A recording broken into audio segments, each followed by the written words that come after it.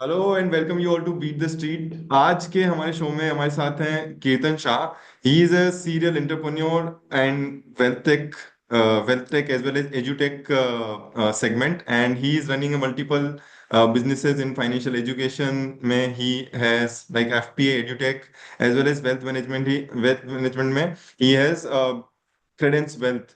So he is with us on the discussion of the topic is macro which is a very very less discuss topic, क्योंकि India में ज्यादा लोग बात नहीं करते macro economics पे।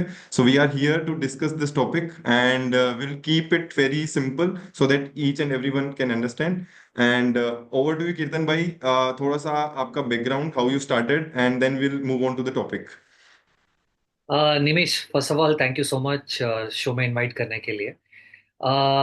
मेरा बैकग्राउंड बड़ा सिंपल है। मैं before I started on my own, मैं एक एनबीएफसी में ट्रेजरी हेड था। तो इंस्टीट्यूशनल मनी मैनेजमेंट का एक्सपीरियंस है। बैंक के लिए पैसा कहाँ लगेगा, रिस्क मैनेजमेंट कैसे होगा, ये मैं कर चुका हूँ। और आज मैं दो छोटे छोटे बिजनेसेस चलाता हूँ। एक एजुकेशन सेटअप है, एफपी एड्यूटेक, जैसे आपने कहा। वहाँ पर we typically coach people in accounting and finance, so we help them clear exams like CFP, CFA, investment banking operations. This is on the finance side. And on the accounting side, we teach them subjects like ACCA UK, CMA US, CPA US.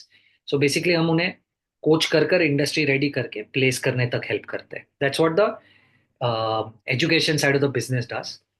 And on the wealth side of the business, we are a small setup. We run it by the name called Credence Wealth. We are a 64 member team. We manage close to 2,500 crore rupees for HNIs and ultra HNIs globally. Crypto छोड़कर probably ऐसा कोई asset class नहीं है globally जो हम track या advice नहीं करते क्लाइंट्स को। बस ये छोटा सा, दैट्स अ लिटिल बैकग्राउंड। ये छोटा नहीं है, बहुत बड़ा बहुत बड़ा आपका इंट्रोडक्शन है। And so that was the background, and we have seen you in multiple shows on Zee business, CNBC में हमने देखा है on topic of mutual funds हो गए या कोई भी एसेट क्लास हो गए। सो आज का जो हमने टॉपिक रखा है that is macro economics. So first first हम let's understand, let's break down what is macro economics, and एक रिटेल इन्वेस्टर के लिए how it will be helpful when he thinks कि यार मैक्रो इकोनॉमिक्स मुझे देखना चाहिए, क्यों देखना चाहिए, क्या होता क्या है मैक्रो इकोनॉमिक्स। सो सी, मैक्रो इकोनॉमिक्स मेरे हिसाब से बहुत ही इंटरेस्टिंग सब्जेक्ट है जो इंडिया में उतना रेलेवेंट नहीं है। पर आप अगर देखें कोई भी एफआईआईज जो इंडिया में या कहीं पर भी दूसरी कंट्री में इन्वेस्ट करते हैं, the first data point that they look at is macro economics. उसके बाद वो सेक्टर देखेगा, उसके बाद वो कंपनी देखेगा। तो मैक्रो इकोनॉमिक्स ग्लोबली बहुत ही चर्चित सब्जेक्ट है, बट इंडिया में अभी भी बहुत bottom up investing approach use की जाती है। मैक्रो इकोनॉमिक्स बड़ा सिंपल सा कॉन्सेप्ट है। मैं आपको 2020 का एक एग्जांपल देता हूँ। मान लीजिए कोविड के समय में आपने कोई भी फार्मा स्टॉक में पैसा लगा दिया होता या कोई भी आईटी स्टॉक में पैसा लगा दिया होता, कितनी भी गंदी PNL cash flow balance sheet होती उसकी, कितना भी बैड मैनेजमेंट होता, कितना भी रन रेट खराब चल रहा होता, वो स्टॉक फिर भी ऊपर जाता वर्सेस इन्वेस्टिंग इन अ रिलायंस और इन एचडीएफसी बैंक। राइट? तो हुआ क्या, या कहने की क्या कोशिश कर रहा हूं कि जिस सेक्टर में आपको मोमेंटम दिख रहा है, उस सेक्टर का सबसे खराब स्टॉक भी सबसे बेस्ट फंडामेंटली स्ट्रॉन्ग स्टॉक से अच्छा परफॉर्म करेगा टेक्निकली उस पीरियड के लिए। राइट? मैक्रो इकोनॉमिक्स भी कुछ हद तक यही कॉन्सेप्ट से रेलिवेंट है। राइट? आप पिछले 3 साल से सुन रहे हो, मैं तो सुन रहा हूं कि India is expensive versus all emerging markets globally. और 1,000 डेटा पॉइंट्स दिए जाते हैं कैसे 10 साल के या 20 साल के या लॉन्ग टर्म वैल्यूएशन एवरेजेस से इंडिया बहुत प्रीमियम पे ट्रेड कर रहा है। तो मुझे ऐसा लग रहा है कि इंडिया प्रीमियम पे ट्रेड इसीलिए कर रहा है क्योंकि हमारे मैक्रोज इतने स्ट्रांग है। चाइना के मैक्रोज उतने वीक है, इसीलिए वो डिस्काउंट पे ट्रेड हो रहा है। और 10 साल की वैल्यूएशन से आधे दामों पर आज चाइना में स्टॉक्स मिल रहे हैं, फिर भी कोई बाई नहीं कर रहा है क्योंकि वहां पर मैक्रोज अच्छे नहीं है। इंडिया को वैल्यूएशन इसीलिए प्रीमियम पे दी जा रही है क्योंकि इंडिया के मैक्रोज बहुत अच्छे हैं। तो ये क्या मैक्रोज है जिसकी बातें हम कर रहे हैं? Yes yes. मैक्रोज मैक्रो का टिपिकल मतलब है कि आपकी कंट्री क्या अच्छा कर रही है या बुरा कर रही है। अगर आपकी कंट्री अच्छा कर रही है तो आपके स्टॉक्स बुरे भी होंगे ना तो भी चलेगा, जैसे मैंने आपको वो फार्मा वाला एग्जांपल दिया, और इसीलिए वो एग्जांपल दिया कि अगर आपकी कंट्री अच्छा कर रही है ना, तो कंपनी लेवल पे आप बहुत ज्यादा अच्छा नहीं करोगे फिर भी डिसेंट रिटर्न्स निकल जाएंगे। पर अगर आप कंट्री लेवल पे ही अच्छा नहीं कर रहे, जैसे चाइना में, आपका स्टॉक कितना भी अच्छा होगा वो नहीं चलेगा। तो मैक्रो हेल्प्स यू अंडरस्टैंड कि आपकी कंट्री अच्छा कर रही है या बुरा। तो आप उसमें जीडीपी की बातें करते हैं, आप फिस्कल डेफिसिट की बातें करेंगे, आप करंट अकाउंट डेफिसिट की बातें करेंगे, आप फॉरेक्स रिजर्व्स देखेंगे, और वेरी इंपॉर्टेंटली आप इन्फ्लेशन देखेंगे और इंटरेस्ट रेट्स देखेंगे। तो ऐसे कुछ बेसिक पैरामीटर्स है जो आप देखते हो जिससे आपको पता चलता है कि आपके कंट्री की हेल्थ अच्छी है या अच्छी चल बुरी रही है। है। राइट।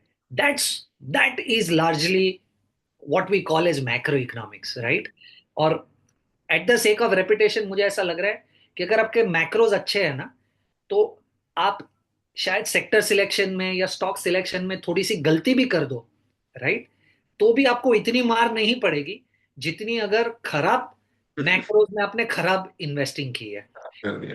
तो मैक्रोज अच्छे होने कंट्री के बहुत अच्छे, उसी की वजह से आप शायद लॉन्ग टर्म का नजरिया भी रख पाओगे उस कंट्री पे, और आपको सुपीरियर वैल्यूएशंस भी मिलेंगे। Got it. So it's like macroeconomics is a helicopter view of the economy.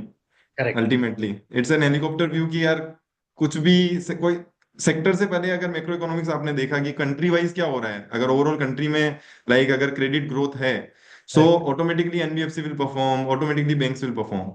और वहीं अगर जो सेक्टर चल ही नहीं रहा है बिल्कुल, जहां पर बिल्कुल ही लगे हुए हैं, तो वो आप कोई सी भी कंपनी, अच्छी कंपनी भी ले लोगे तो भी वो परफॉर्म नहीं करेगी। एब्सोल्युटली। सो मोटा मोटी this is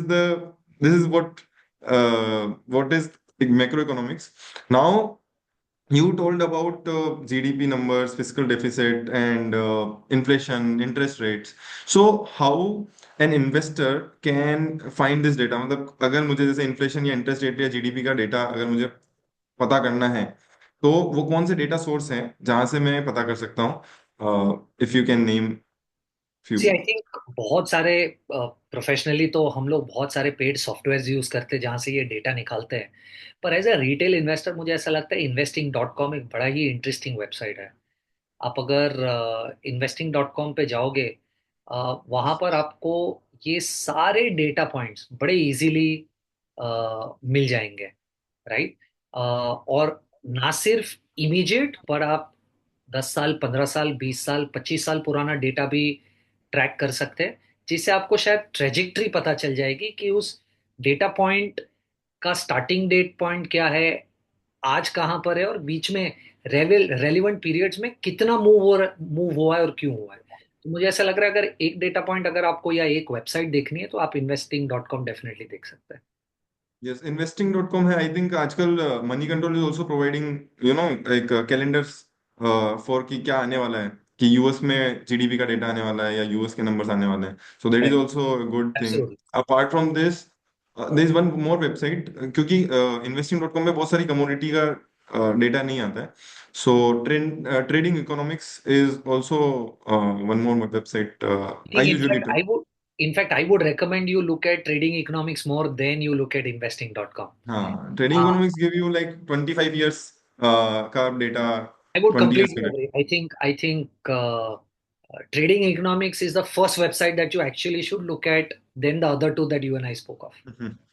yes yes yes.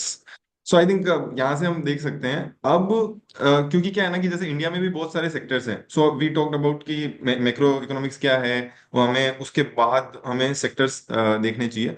But बहुत सारे सेक्टर्स ऐसे होते हैं जो हमारी कंट्री इकोनॉमी कितनी भी अच्छी कर रही हो, but they are related to exports और इम्पोर्ट्स। सो लाइक आईटी हो गया, या यू कैन से कि फार्मा का एक्सपोर्ट हमारा बहुत ज्यादा है, तो फार्मा हो गया। सो that is very much significantly influenced by global conditions. So how an investor should approach कि वो कैसे पता चले कि यार जैसे यूएस में कुछ हुआ, तो हमारे सेक्टर का क्या होगा, या हमारी कंपनीज को किस तरह से हमें लुकआउट करना चाहिए। तो like if in my portfolio, like in A case कि यार ट्रम्प यूएस में आने वाला है, so how I should adjust, or how I should think at least if I have 25% allocation of IT in my portfolio. So what's your suggestion? I think that's a very interesting question, और मैं इसको दो या तीन अलग अलग data points में divide करके आपको आंसर देता हूँ, जिससे मुझे ऐसा लग रहा है कि शायद व्यूअर्स को आसानी होगी समझने में कि हम बात क्या कर रहे हैं। तो देखो, सबसे पहले अगर आप इंडेक्स ले लीजिए, मान लीजिए निफ्टी, या आप किसी भी एक पॉपुलर म्यूचुअल फंड को ले लीजिए जो लार्ज कैप में इन्वेस्ट करता है, आप टिपिकली देखेंगे कि फार्मा और आईटी का एलोकेशन 5, 7, 10% से ज्यादा नहीं होता है, राइट? इंडेक्स में भी नहीं है, और लार्ज कैप म्यूचुअल फंड्स में भी नहीं है, जहां टिपिकली एक रिटेल इन्वेस्टर इन्वेस्ट करेगा अगर उसे स्टॉक पिकिंग नहीं आती है। Yeah. तो मुझे ऐसा लग रहा है कि सबसे पहले तो आप जिस तरीके की इन्वेस्टिंग करते हैं उसमें आईटी और फार्मा, जो सबसे बड़े एक्सपोर्टर्स है हमारी कंट्री के, उसका एक्सपोजर नहीं होता। तो वो एक पहला पहला अंडरस्टैंडिंग है जो आपको लेने की बहुत जरूरत है। अब सेकंड, कि आपको इसका एक्सपोजर क्यों चाहिए। आप टिपिकली पोर्टफोलियो कंस्ट्रक्ट में जनरली डिस्कशन करते हो कि आपका पोर्टफोलियो डाइवर्सिफाइड होना चाहिए, राइट? तो Yes. आप मान लीजिए कोई भी एक इंडेक्स खरीद लेते हैं या कोई भी एक म्यूचुअल फंड खरीद लेते हैं, तो उसमें आपको डाइवर्सिफिकेशन तो मिल रही है, पर ये डाइवर्सिफिकेशन शायद ग्लोबल डाइवर्सिफिकेशन नहीं है, राइट? Yeah. तो आपको ग्लोबल डाइवर्सिफिकेशन के लिए टिपिकली लोग कहते हैं कि आप यार नेस्डेक में पैसा लगा दो, या डाउ में लगा दो, या कहीं और लगा दो। मुझे ऐसा लग रहा है कि आप ऑटोमेटिकली अपना फार्मा और आईटी का एलोकेशन बढ़ा दो, तो आपको जो ग्लोबल डाइवर्सिफिकेशन चाहिए वो इंडिया में ही मिल ऑटोमेटिकली जाएगा, आ जाए। राइट? क्योंकि आईटी और फार्मा के मोस्ट कंपनीज का most business is dependent on exports, और क्योंकि यस, वो एग्री। एक्सपोर्ट डिपेंडेंट है, हम्म। डॉलर की मूवमेंट कहाँ जा रही है वो उनके लिए बहुत ज्यादा जरूरी है। ऑफ कोर्स बहुत ज्यादा टेक्निकलिटी में जाकर ये जान सकते हैं कि company typically forward contract sign कर लेती है डॉलर्स पे और वो सब, but as a basic understanding for a retail investor उनको ये जानना जरूरी है। मान लीजिए मैं इन्फोसिस हूँ इंडिया में, और मॉर्गन स्टैनली यूएस को कोई सॉफ्टवेयर के लिए बैक ऑफिस सपोर्ट चाहिए, तो मुझे 80 रुपया चार्ज करना है, तो आज $1 80 तो मैंने उनको चार्ज कर दिया कि मैं आपको $1 चार्ज करूंगा। यस। $1 में मेरी इन्फोसिस की और आपकी मॉर्गन स्टैनली की कॉन्ट्रैक्ट हो गई कि मैं आपको सर्विसेज दूंगा और $1 साल के एंड में चार्ज करूंगा। डन। अब साल का एंड हो गया, मैं बिल रेज कर रहा हूँ, मुझे $1 मिलना चाहिए, पर अगर $1 अप्रिशिएट हो गया है और $1 100 रुपया हो गया है, राइट? तो मुझे मिलेगा तो एक ही डॉलर, पर मेरी जो एक्सपेक्टेशन थी कि मुझे 80 मिले, उसके सामने मुझे 100 मिल रहा है। तो बिना कुछ किए मेरी $20 की इनकम या 25% इनकम बढ़ गई है, just because dollar appreciated and रूपी डेप्रिशिएटेड, राइट? यस। इसीलिए ग्लोबल इकोनॉमी का एक्सपोजर या ग्लोबल डाइवर्सिफिकेशन आपको सिर्फ आईटी और फार्मा में ज्यादा पैसा लगाकर ही मिल जाएगा, क्योंकि अगर ग्लोबली कंट्री उनकी अच्छी कर रही है, उनकी करेंसी जनरली अच्छी करेगी, और उसका इम्पैक्ट आपके आईटी और फार्मा स्टॉक्स में आ जाएगा, राइट? थर्ड, अब देखिए पिछले 20 25 सालों से at least that I know of, 3 3.5% on an average रूपी डेप्रिशिएट हो रहा है डॉलर के सामने हर साल। यस। ऑफकोर्स आज से 15 साल पहले की बात करें तो साल का 4 5% डेप्रिशिएट होता था, 5 साल पहले 3 3.5 होता, और अभी 2 2.5% होता है, right? Because India as an economy is also doing very well, grow. Right? तो अब डेप्रिसिएशन पहले जिस तरीके से या जिस तेजी से होता था उससे काफी कम हो गया, पर आज भी डॉलर अप्रिशिएट होता है हर साल, और रुपये डेप्रिशिएट होता है ऑन एन एवरेज। इसका सबसे ज्यादा फायदा इन्हीं एक्सपोर्ट ओरिएंटेड कंपनीज को मिलता है, आईटी और फार्मा। तो उससे आपका ग्लोबल डाइवर्सिफिकेशन भी हो जाता है, और इन जनरल, राइट, आपने बाहर इन्वेस्ट भी नहीं किया, आप टिपिकली अभी भी इंडिया में ही इन्वेस्ट कर रहे हो। अब third point, all you have to understand is कि डॉलर जितना स्ट्रांग होगा उतना इन कंपनीज को फायदा होगा। तो आप यस। हर चीज में इसी चीज को सोचने की कोशिश करेंगे कि क्या कोई भी एक मैक्रो इकोनॉमिक रीजनिंग की वजह से क्या डॉलर स्ट्रांग होगा। अब आज आप देख लीजिए, मुझे ऐसा लग रहा है कि डेफिनेटली ट्रम्प के आने से, राइट, ये एक्सपेक्टेशन तो डेफिनेटली है कि क्योंकि वो एक बिजनेसमैन है खुद, वो अपनी इकोनॉमी पे फोकस करेगा, चाइना पे टैरिफ्स लगाएगा, इंपोर्ट ड्यूटी लगाएगा, सब कुछ यूएस में लाने की कोशिश करेगा, तो US economy in general will benefit, right. Yes. And hence dollar को जो एक ऑलरेडी एडवांटेज है कि वो एक एक ग्लोबल करेंसी। करेंसी है, लोकल करेंसी है, राइट, हम्म। ग्लोबल करेंसी है, 80% ग्लोबल ट्रेड उसमें होता है, रिजर्व करेंसी है, राइट। तो उसके ऊपर अगर उसकी इकोनॉमी अच्छा करने लगे तो डॉलर और अच्छा परफॉर्म करेगा, राइट। और जब भी डॉलर अच्छा परफॉर्म करेगा या अप्रिशिएट होगा, you will typically see that IT and pharma companies will end up doing well, right. Hmm. So आपको सिर्फ ये चीज, तो तीन चीज, सबसे पहले तो आप नॉर्मल इन्वेस्टिंग करोगे, उसमें ये एक्सपोजर कम होता है फार्मा आईटी, आपको लेना इसलिए चाहिए कि आपको एक ग्लोबल डाइवर्सिफिकेशन का Diversification। इम्पैक्ट इंडिया में निवेश करके मिल जाएगा। एंड थर्ड, वेरी इंपॉर्टेंटली, मुझे ऐसा लग रहा है कि हर साल डॉलर अप्रिशिएट होता ही है, तो वो एक छोटा सा इम्पैक्ट तो आईटी फार्मा का आपको मिलेगा ही एडवांटेज मिलेगा। ऑलवेज है। ऑफ कोर्स ये भी हर सेक्टर की तरह सिक्लिकल है, जरूरी नहीं है कि क्योंकि डॉलर हर साल अप्रिशिएट हो रहा है तो इनके स्टॉक्स हर साल सिर्फ ऊपर ही जाते हैं, सिक्लिकल है, but it definitely has that advantage in your portfolio which other stocks don't provide you with. Yes yes yes yes. Quite nicely summarised. काफी अच्छा डिस्कशन हुआ इस टॉपिक पे। I I also want to add one more point कि currency fluctuation के कारण it's not कि यार अभी अभी जो जैसे हमारा पुराना डेटा ये बोलता है कि भाई 2-3% से ऊपर जा रहा है तो हमेशा ऊपर जाएगा, but you need to check कि वो एक्सपोजर कहाँ से आ रहा है। लाइक यूएस से आ रहा है, यूके से आ रहा है, बहुत सारी कंपनीज हैं जिनका बहुत सारा एक्सपोजर होता है और मल्टीपल कंट्रीज में एक्सपोजर होता है। लाइक अभी like I am just naming one company, Samvardhana Motherson. So they are typically in 200 countries. So you don't know कि किस कंट्री में कौन सा एक्विजिशन में क्या हो गया और करेक्ट। उसके कारण उनका इम्पेक्ट आ जाता है। तो देर इज टू मच, किसी किसी कंपनी में ओवर एक्सपोजर होता है ग्लोबल डाइवर्सिफिकेशन का भी। एंड कुछ कंपनीज होती है जो लाइक अगर हम टीसीएस इन्फोसिस की बात करें तो they are more more more towards America and Europe centred, और वो इतनी बड़ी भी है तो वहां पर हेजिंग और वो सब चीजें भी होती है। प्लस आपको ये हमेशा ध्यान रखना पड़ेगा कि अगर आप इन्वेस्टिंग कर रहे हो तो आपको हमेशा सोचना है कि यार आपकी जो कंपनीज हैं वो कहाँ, उनको कहाँ से पैसा मिल रहा है अल्टीमेटली, जैसा आपने बताया। So this is I think this is also very important कि आपको मिल कहाँ से रहा है पैसा apart from this.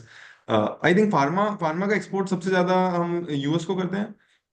Actually, I'll tell you, while your point is very relevant, पर to be precise, as of last year, 83% of global trade has happened in dollars.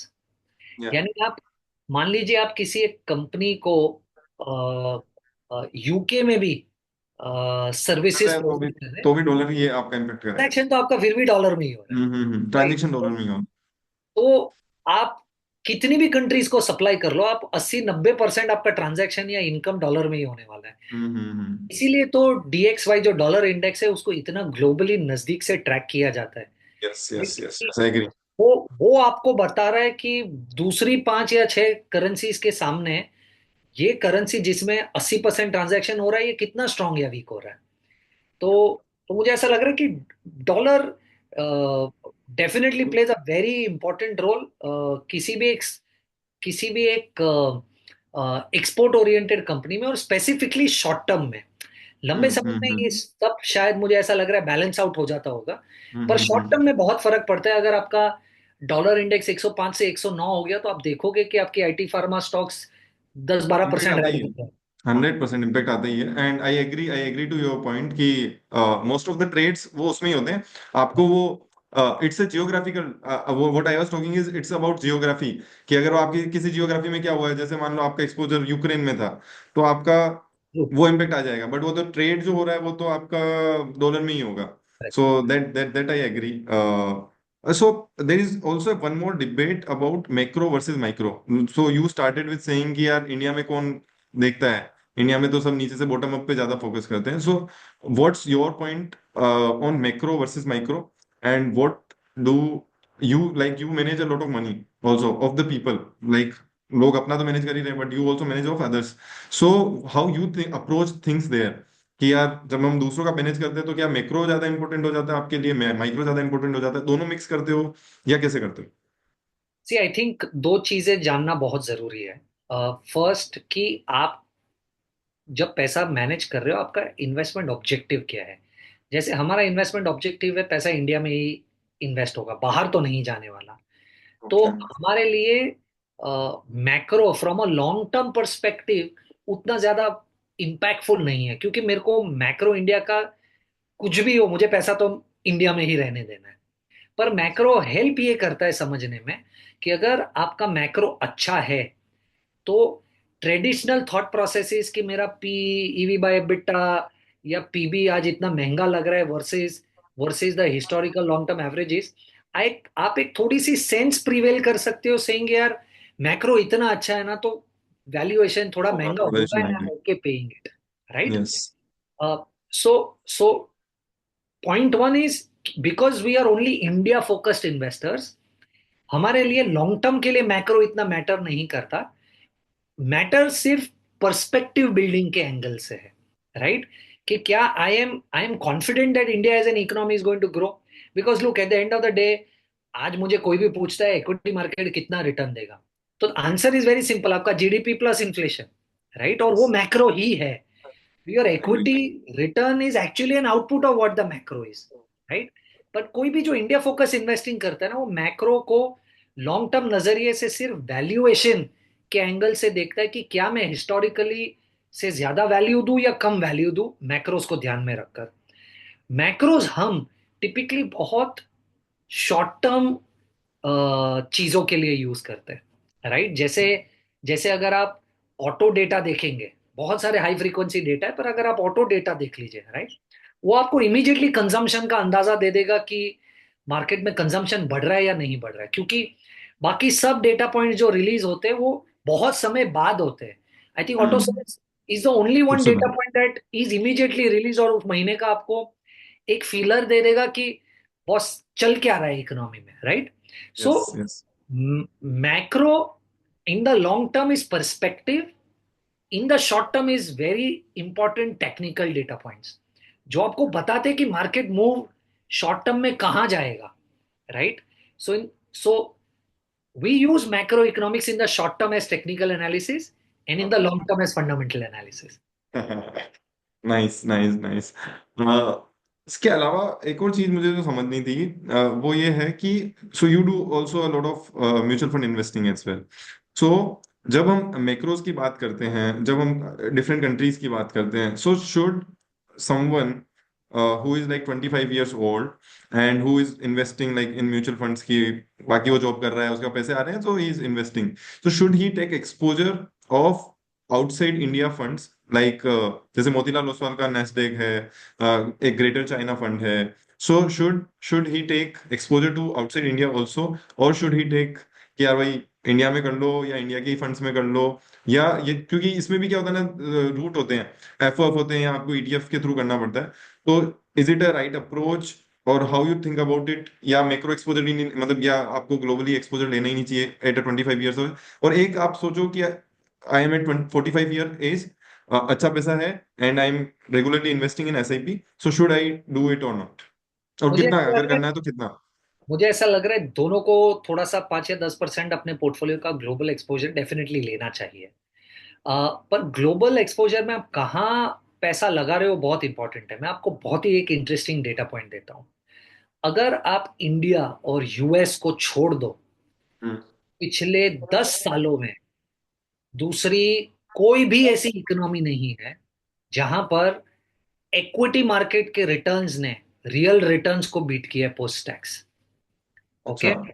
हाँ, सिर्फ I think if I am not wrong Taiwan या Korea दोनों में से एक, मुझे एकदम इमीडिएटली अभी क्लिक नहीं हो रहा है, लास्ट ईयर का रिटर्न 60% था।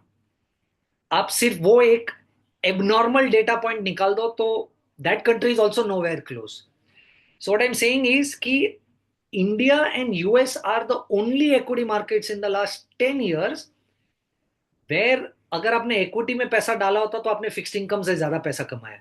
वरना दूसरी कंट्रीज में fixed income is done much better than their equities. तो जब आप ग्लोबल एक्सपोर्ट ग्लोबल इन्वेस्टिंग करते हो, तो ये ध्यान में रखना बहुत जरूरी है कि पैसा कहाँ लगाते हो आप। हम्म। अब मैं आपको यूएस में थोड़ा सा डीप डाइव करता हूँ। यूएस में अगर आप S&P 500 का 10 साल का डेटा देखें, उसका 60% return, 60% return is attributed to Nasdaq stocks. इसका मतलब अगर मैं S&P 500 के पोर्टफोलियो में से नेस्डैक वाले स्टॉक्स निकाल दूं, तो उसका रिटर्न 40% रह जाएगा जितना दिया है हम्म। उसने बाकी हम्म। स्टॉक्स। ये आपको एक सिंपल चीज बताता है कि आप ग्लोबली निवेश कीजिए तो सिर्फ यूएस में कीजिए और नेस्डैक में कीजिए, आपको कहीं और करने की जरूरत नहीं है। Agree agree agree. और ये किस किस कैसे कैसे हम कर सकते हैं, what are the routes? The best route in my opinion is for you to take mutual funds, क्योंकि आप अगर डायरेक्ट स्टॉक एक्सपोजर लेंगे तो एक टीसीएस वाला एंगल आ जाता है। राइट, आपको आपको टीसीएस भरना पड़ेगा यस अ, यस। अपने ट्रांजैक्शंस पे, सो एवरी ट्रांजेक्शन टाइम। पे पहले ही देना पड़ता है आपको, पैसा पहले ही देना पड़ता करेक्ट, तो है, वो एवरी पूरे टाइम साल यू, फिर आपको रिफंड नहीं मिलेगा। Correct, every time you buy you have to pay TCS, plus when hmm. You buy direct stocks, okay, आपका टैक्स ब्रैकेट, आप आपके सैलरी ब्रैकेट के हिसाब से आपको टैक्स लगेगा। Right, mutual fund is the best way to do, and I will give you two reasons why. First, उसमें आपको टीसीएस नहीं लगेगा, पर टैक्स एडवांटेज भी कुछ नहीं है, आपको उसमें भी ओके। 30% ही लगेगा जैसे आपको डायरेक्ट स्टॉक बाइंग में लगने वाला है। There is hmm. This third way that you can do. ऐसे बहुत सारे फंड्स हैं म्यूचुअल फंड्स में जिनका प्राइमरी ऑब्जेक्टिव है डोमेस्टिक मार्केट में इन्वेस्ट करना, पर वो हम्म। 20-25-30% पैसा इन नेस्डैक हाँ। स्टॉक्स में लगा देते हैं। अब इसमें फायदा हम्म। क्या होगा? एक तो सबसे पहले आपने कॉन्सेंट्रेटेड बेट लिए उन्हीं स्टॉक्स में जो टिपिकली सबसे ज्यादा रिटर्न्स देते हैं, तो आपका outperformance is going to be far superior than the index. Right. Yes. Second, क्योंकि ये प्रीडोमिनेंटली डोमेस्टिक फंड है, आपको 12.5% ही टैक्स लगता है आपके यूएक्स एक्सपोजर पे भी, वर्सेस हम्म। 30% आउटसाइड। या। तो my suggestion is domestic funds जिसमें ग्लोबल एक्सपोजर है उसमें पैसा लगाइए, that's the best way to take exposure outside. Okay okay. If you can name any, you know, two there three is mutual. There is PPFS, flexi cap fund, SBI के हम्म। बहुत सारे funds हैं जो ये करते हैं। अ, पर आपको ध्यान में ये रखना है कि पिछले 1-1.5 साल से आरबीआई ने लिमिट्स फ्रीज कर रखी है। सो वो फंड नहीं हाउस कर पा लेवल, रहे। फंड हाउस लेवल पे और म्यूचुअल फंड इंडस्ट्री लेवल पे एक लिमिट है जिससे ज्यादा पैसा आप बाहर नहीं लगा सकते, क्योंकि अ, इतना ज्यादा क्रेज हो गया था इन्वेस्टिंग इन द यूएस का कि we were losing forex reserves yes. because of our investments in the US, which is why RBI has put this limit on mutual funds। और वो लिमिट हर फंड में almost जी। Fill हो चुकी है, तो ज्यादा पैसा नहीं लग रहा है वहां पर। और मुझे हम्म। लगता भी नहीं कि बहुत जल्दी ये लिमिट रिलैक्स हो जाएगी आरबीआई से, हो गई तो ब्रिलियंट, पर वो एक छोटा सा लिमिटेशन है to take the route that I am suggesting. Agree agree. अभी रिसेंटली रिसेंटली दिवाली के आसपास इंडिया में बहुत सारा गोल्ड फिजिकली हमने यूके से मंगाया था। So what's happening, what's in the thought of government कि हमारे जहां भी असेट क्लास दूसरी जगह पड़े थे वो हम वापस इंडिया में क्यों मंगा रहे हैं? And because it it is a macro economic sense also, क्योंकि रशिया यूक्रेन और आप इतनी सारी uncertainty overall overall global level पे अगर हम देखेंगे तो आ रही है। So gold as a asset class, how you see it, and how much exposure you have in your like your portfolio? Okay, I am gonna give you again a very interesting data point for you to look at. अगर आप देखें, आज से 2 साल पहले India was the biggest consumer of gold globally. Yes. Biggest importer, consumer. Yes. 2 सालों में China has overtaken us. Okay. ये क्यों हुआ? Chinese central bank, if I am not wrong with the data, पिछले 20 महीनों में से 18 महीने नेट लार्जेस्ट गोल्ड इंपोर्टर था ग्लोबली। Okay, Okay. तो चाइना इतना गोल्ड क्यों इंपोर्ट कर रहा है? चाइना इतना गोल्ड इंपोर्ट कर रहा है because of what happened between Russia and Ukraine. Right, see globally अगर आपका 83-84% ट्रेड डॉलर में हो रहा है, इसका मतलब हर कंट्री को डॉलर रिजर्व्स चाहिए। Yes. डॉलर रिजर्व्स का मतलब ये नहीं है कि आपके पास डॉलर की गड्डी आपके लॉकर में पड़ी है। डॉलर रिजर्व्स का मतलब है आपके पास जो पैसा है वो आपने शायद डॉलर डिनोमिनेटेड बॉन्ड्स में इन्वेस्ट कर रखा है, राइट? तो again if I am not wrong with the number, some close to $600 billion worth of bonds Russia had in US dollar denomination. तो रशिया के पास जितना भी रिजर्व था उसमें से तकरीबन 600 बिलियन 100 डॉलर बिलियन। उन्होंने यूएस के बॉन्ड्स में निवेश करके रखे थे। जब यूक्रेन और रशिया का वॉर हुआ, US did not want that war to continue. तो यूएस ने हम्म। बहुत प्रेशर डाला रशिया पे कि आप ये वॉर कंटिन्यू मत कीजिए। पर क्योंकि रशिया ने नहीं सुना, hmm. US came out and said that now I am not gonna pay you back this money. $600 billion gone। Gone, right? क्योंकि रिजर्व तो डॉलर में है, आपने यूएस को देखे रखा है, तो इसे आप सैंक्शंस बोलते हैं। तो यूएस ने यस। सैंक्शन लगा दिया, टेंशन लगा दी। मैं आपका 600 मिलियन या 600 बिलियन जो भी वो नंबर था वो वापस नहीं दूंगा आपको। Hmm. Okay, now what happens? Now suddenly the world realises कि बॉस, हम सबका 80% 90% रिजर्व्स तो डॉलर में ही है। तो कल उठ के यूएस डिसाइड कर सकता है कि वो आपके रिजर्व का कितना पैसा आपको वापस करेगा सैंक्शन के द्वारा। This is the trigger point or something that all of us now popularly know as de-dollarization. Yes. The world wants to move away from dollar because that gives so much of power to the US, right? That they can continuously keep repeating what they did to Russia. Which is why China क्या करने की कोशिश कर रहा है? China अपना exposure US dollars से कम। Reserve कम करने के लिए रिजर्व्स में गोल्ड ऐड करने की कोशिश कर रहा है। इसीलिए आप देखिए, जब से रशिया यूक्रेन वॉर हुआ है तब से चाइना सिंगल हैंडेडली 2 महीना छोड़ के has been the highest net importer globally across all central banks, right? यही कारण है आपने गोल्ड में इतनी बड़ी रैली भी देखी है। यही Agree. कारण है everybody has started increasing exposure to gold and reducing exposure to dollar. और यही कारण है इंडिया भी जो गोल्ड इंपोर्ट कर रहा है, गोल्ड वापस मंगा रहा है, गोल्ड में ज्यादा पैसे डाल रहा है रिजर्व्स में, is all an angle to de dollarization, right? Now मेरे पोर्टफोलियो में या मेरा गोल्ड पे क्या व्यू? आप देखिए गोल्ड का, अगर आप पिछले 10 15 20 सालों का ट्रैक रिकॉर्ड देखें, the returns have anywhere been anywhere between 10 to 11% as CAGR. Yes. तो मुझे ऐसा लग रहा है कि मैं अगर लंबे समय के लिए गोल्ड में निवेश करना चाहता हूं, then I might as well invest in equities. Why do I do gold, right? Hmm. क्योंकि देखिए वो ट्रेडिशनल थॉट प्रोसेस के आप 10% पैसा गोल्ड में रखिए, उससे कोई आपका पोर्टफोलियो हेज नहीं हो रहा है नियर टर्म में। आपको सिग्निफिकेंटली हाई एक्सपोजर चाहिए गोल्ड में कि इक्विटी गिरेगा और गोल्ड ऊपर जाएगा नियर टर्म में, तो उसको बैलेंस करने के लिए 10% से कुछ नहीं होने वाला है, right?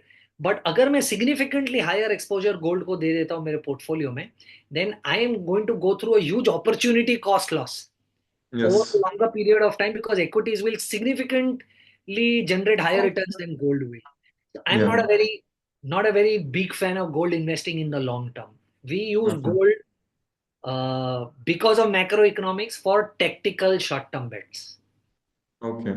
And you play it via how you Gold, play? we played with gold funds and gold ETFs. अच्छा, gold fund and gold ETFs. Okay. Nice. I think it's I quite hope detailed. that helps your. I hope that नहीं helps नहीं, you. I understood your point and very detailed answer. Thank you so much for this. Now, so this is about macroeconomics. This is about gold. Now, I want to understand that सबसे important for a retail investor is about asset allocation. So there is equity, debt. So you do a lot of you manage wealth for people. So for a retail investors, for a person who is who is like 30 35 years old and पैसा है, he so how you think कि उसको कितना split रखना चाहिए and उस split में किस तरह से ओवर द इयर्स चेंज करने चाहिए, मतलब लाइक इट्स नॉट अबाउट कि भाई आज, क्योंकि over the years your thinking change, your risk taking ability changes, so how a 30 40 and 50 और 60 we can split in four, और you can tell whatever you want to कि किस तरह से आपको ओवर द इयर्स आपके equity और asset classes में डिफरेंशिएट करना चाहिए या कितना अलोकेशन रखना चाहिए। देखिए अभी मैं, let me answer this question first, मैं खुद क्या करता हूँ। ओके। पर मैं जो करता हूँ या मैं हमारे क्लाइंट्स के लिए जो करता हूँ, वो रिटेल इन्वेस्टर्स को रेप्लिकेट कर पाना बड़ा मुश्किल है। But I okay. Still want to still give you an approach of what do we do, and then okay. I will give you a practical insight into कि रिटेल इन्वेस्टर इसको कैसे देखे, अगर मैं जो कर रहा हूँ वो अगर वो ना कर पाए तो। Okay. So what we typically do is 70-80% of our portfolio is core investing, and 20-25% of our portfolio is tactical bets. Okay? तो देखिए कोर इन्वेस्टिंग में तो it is 80% equity and 20% debt, right. तो मान ओके। लीजिए मेरे पास 100 रुपए है, 80% मेरा कोर पोर्टफोलियो है, तो उस 80% का 80%, तो 64 64। In equity and the hmm. Remaining 16% is in debt, got it. Right. अब जो बचा हुआ 20% है ना, वो हम टेक्टिकल बेट्स लेते हैं। लाइक से for example, last year we were in IT pharma and gold, okay. Right. This year we just moved out of IT, we continue to hold our pharma position, and we might soon move out of gold as well. So ये जो 20% है ना, वो हम macro economics देखकर, जो भी हमको बेसिक स्ट्रक्चरिंग मार्केट की समझती है उसके हिसाब से, या तो सेक्टर बेट्स लेते हैं या गोल्ड में बेट लेते हैं, right. Now this is how we do, right? Okay. I'll tell you how a normal or a retail investor should typically look at doing नहीं this. नहीं, just one one point there, कि if you have 100 rupee, so so you saying कि debt भी उसी में, debt is like 16 Correct. Rupees, 20 rupees is you will do, it's like core और satellite approach, हाँ, कि यू विल डू कि यार सैटेलाइट में हम कुछ भी खेल सकते हैं, कुछ वी भी कर डोंट नो, सकते, कुछ कुछ भी भी कर कर सकते। लेंगे। हाँ, ओके। ओके। सो वो 20% पूरा डेट भी हो सकता है, तो फिर आपके पोर्टफोलियो में 36% डेट हो जाएगा, हाँ, वो गोल्ड भी हो सकता है 20 प्लस, तो 20 गोल्ड हो गया। Okay. Okay. Right. Got it. What should a retail investor do, because I am assuming that retail investor typically timing नहीं कर पाएगा, राइट। या उसे शायद शायद उतना सेक्टर रोटेशन की जानकारी ना हो, तो हम्म। उसे एक फिक्स एलोकेशन लेकर चलना चाहिए, मुझे ऐसा लग ओके। रहा है, राइट। ओके। अगर आप, even if you are a very aggressive investor, और ये मैं, आई एम हैप्पी कि हम ये डिस्कस कर रहे हैं, क्योंकि मैंने बहुत सारे लोगों को देखा है जो ये कहते हैं कि यार मैं तो बड़ा अग्रेसिव इन्वेस्टर हूँ, मेरे को फिक्स्ड इनकम करने की जरूरत ही नहीं है, मैं तो पूरा 100% पैसा इक्विटी में डालूं। And I really want to address this question telling them ये गलती मत करो, and I explain to you why. मान लो आप 30 साल के हो, बहुत अग्रेसिव हो, आपके पास बहुत ज्यादा रिस्क टेकिंग एबिलिटी है, राइट, तो भी आप 80% पैसा इक्विटी में रखो और 20% पैसा फिक्स्ड इनकम में रखो। क्यों? हर तीसरे चौथे साल आपको मार्केट में बड़ी अच्छी बाइंग अपॉर्चुनिटी मिलती है। 2008 ओके। में मिली, 2012-13 में ब्रेक्सिट में मिली, हम्म। 2017-18 में स्मॉल कैप मिड कैप में कार्नेज में मिली, 2020 में मिली, अब मिल रही है while we are recording this, right? But you will understand, as an investor, most of us are always 100% invested, yes. right? और हमारे पास नया पैसा होता ही नहीं है जब मार्केट में अपॉर्चुनिटी मिलती है डालने के लिए, कभी नहीं होता, कभी नहीं होता। मैं आपको एक डेटा देता हूं, पिछले 44 ईयर्स में सिर्फ 4 साल ऐसे है, सिर्फ ऐसे 4 साल है जहां इंट्रा ईयर मार्केट 10% नहीं गिरा, अच्छा, इंट्रा ईयर, पिछले मतलब 40 ईयर हर साल 10% तो हम गिर ही रहे हैं, हर गिरते साल हुए टॉप से अपॉर्चुनिटी है। नीचे, टॉप से नीचे हर साल अपॉर्चुनिटी है। पर एक टाइम के बाद आपका पोर्टफोलियो इतना बड़ा हो जाता है ना कि वो मंथली आपको जो पैसा मिल रहा है ना, उससे आप खरीद के भी पोर्टफोलियो में कुछ वैल्यू ऐड नहीं कर पाने वाले हो, तब ये 20% बड़ा काम आता है। So I keep telling aggressive investors, कितने भी अग्रेसिव हो, 20% पैसा रखो फिक्स्ड इनकम में, हर साल अपॉर्चुनिटी मिलती है, विल बाय मार्केट्स लोअर, या। Right. And that's what I would suggest people to do. पैसा रखिए 20% इक्विटी में, बहुत ज्यादा अपॉर्चुनिटी कॉस्ट लॉस नहीं है, पर एक अच्छा 20-25% का डिप मिले, बाय दैट, उससे जो अपॉर्चुनिटी क्रिएट होगी is far higher than the opportunity cost loss of 20% in fixed income. 100%। Hundred That is percent what I think people should do. Now, with age, how should they move their asset allocation? देखिए ये बड़ा subjective है, and I'll tell you why. My father is today 70 years old. Okay, 70 years old, but 100% of his portfolio is still in equity.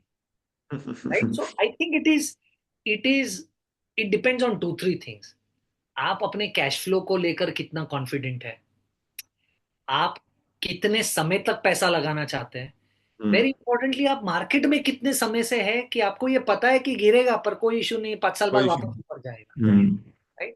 तो मुझे ऐसा लग रहा है कि एज के साथ आपकी एलोकेशन चेंज होना सब्जेक्टिव है, थोड़ा थियोरटिकल है, because you will meet people who at 25 years are also extremely conservative, and some people like my father at 70 also are extremely aggressive, right? But Yes. from a theory standpoint, आपका equity allocation कम होते जाना चाहिए और fixed हम्म। Income बढ़ते जाना चाहिए जब आप अपने रिटायरमेंट के नजदीक आ रहे Got it.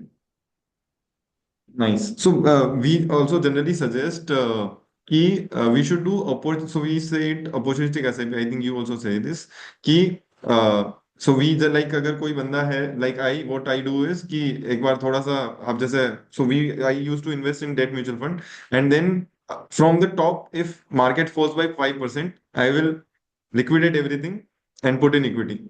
हैं।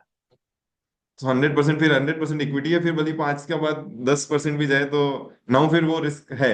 बट हाँ, स्टिल आई फील कि यार 5% पे यू ए गुड चांस कि आपको बाउंस बैक मिल जाता है जनरली। दस 100%। परसेंट यू आर सेइंग कि यार हर साल आता है, बट वो आप क्या है कि वो आप कितना टाइम कर पाते हो that depends on you. I'll tell you what the problem is। मैंने आपको ये डेटा पॉइंट दिया, उसके बाद भी 90% लोग इसे नहीं कर पाएंगे, क्योंकि वो जब 10% का फॉल आएगा ना, उनको सडनली लगेगा कि यार 15 हो जाएगा, 20 हो जाएगा, रुकता हूँ और नीचे मिलेगा। तो और एग्री नीचे मिलेगा के चक्कर में वो लोग इन्वेस्ट ही नहीं कर पाते। Agree agree agree 100%।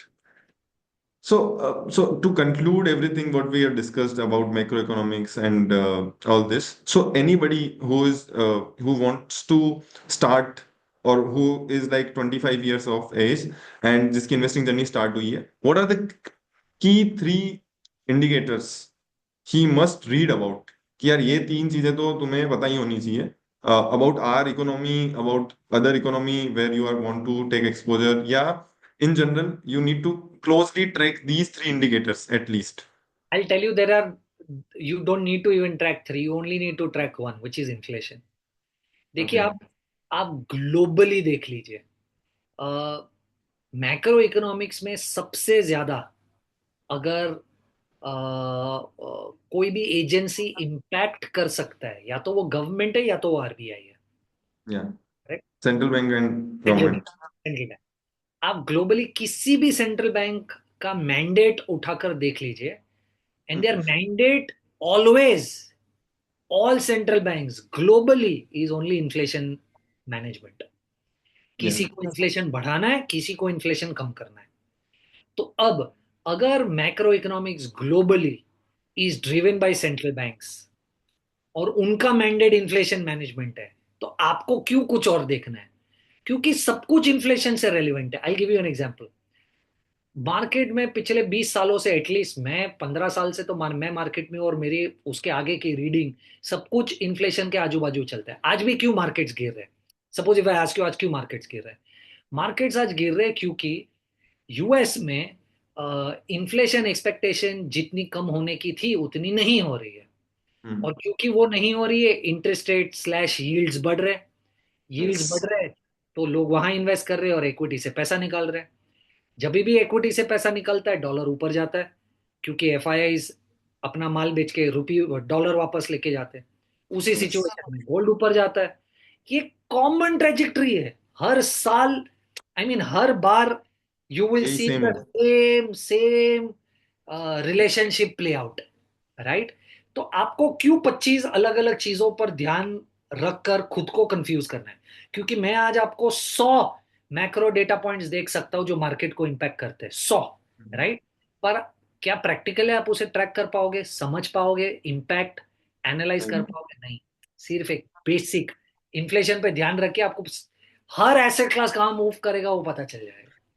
And it's a circle of interest only ना। अगर आपका इंटरेस्ट रेट भी ऊपर नीचे हो रहा है वो इन्फ्लेशन के कारण हो रहा है, या कोई भी चीज Absolutely। अगर आपकी महंगाई बढ़ेगी तो आपका ये ओवरऑल कंजम्पशन कम हो जाएगा। Everything is related to this single parameter. So या so overall it's a very great discussion. Thank you so much for giving us time and it was a for nice having me. discussion. So let's do this one more time whenever you are free. तो हम कुछ और data points and anybody who is interested can comment कि हम कौन सा next topic ले सकते हैं. I think it's a very good discussion. Thank you so much again. Thank you so much Nimesh for having me.